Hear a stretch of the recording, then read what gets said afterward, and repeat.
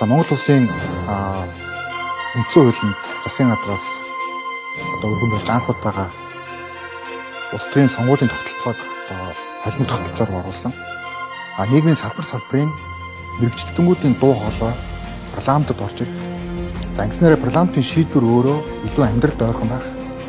Илүү иргэдийн хилцүүлгээр тулгуурласан байх. Зөвхөн нутаг дэвсгэрийг төлөөлөх биш. Илүү нийгмийн салбарыг төлөөлөх.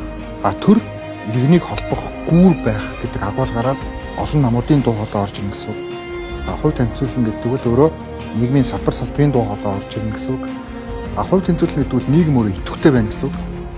Хувь тэнцвэрлэн гэдэг нь төрийн эрх барих, дээд байгууллага ард түмэн ойрхон байгаагаа мэдрэх мэдрэмж гэсэн үг. Би Цахилгаан намжуулах үндэсний шүүжээ компанид горим тооцооны инженерээр 14 жил ажилласан. Сүүлийн 9 гаруй жил Австрали улсад эрчим хүчний системийн докторчлалтаар мастер, докторийн зэрэг хамгаалаад Австралийн эрчим хүчний системд нь ахлах инженерээр ажиллаж байгаад эх орныхоо хөгжилд хувь нэмэр оруулахаар эргэн ирээд байгаадаа баяртай байна.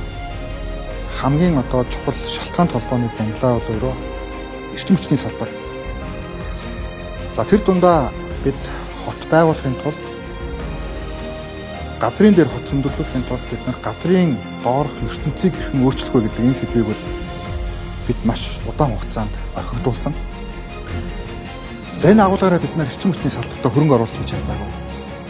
Эрчим хүчний үнийн зохистой тогтворжуулалтын бодлогын реформыг бас хийж чадаагүй гэсэн. Бид өнгөрсөн хугацаанд бомбынхаа бомбыг тайлж чадсан. Одоо бид нар эрчим хүчний салбарын бомбыг тайлах зайлшгүй шаардлагатай нүүр тулж байгаа. Би эрчим хүчний салбарт 24 дэх жилдээ ажиллаж байгаа инженер эрдэмтэн судлаач хүн байна.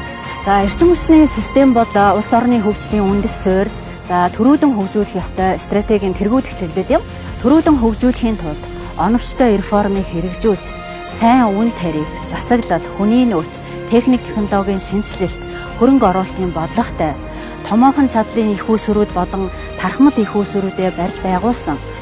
Сэргээгдэх эрчим хүчний их үүсвэрийг оновчтой хөгжүүлсэн, хувийн хэвслийн хөрөнгө оруулалтыг татсан, өрсөлдөөнийг дэмжсэн, аюулгүй найдвартай, тогтвортой ажилладаг салбар болгон хөгжүүлэх нь чухал юм аа. Би эрчим хүчний салбартаа 24 жил ажилласан туршлагаа энэхүү хөгжлийг бий болгох, хууль өргөцсөн орчныг бүрдүүлэхийн төлөө хичээн ажиллах болно.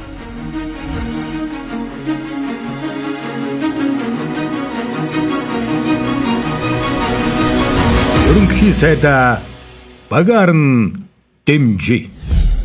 Монгол ардын нам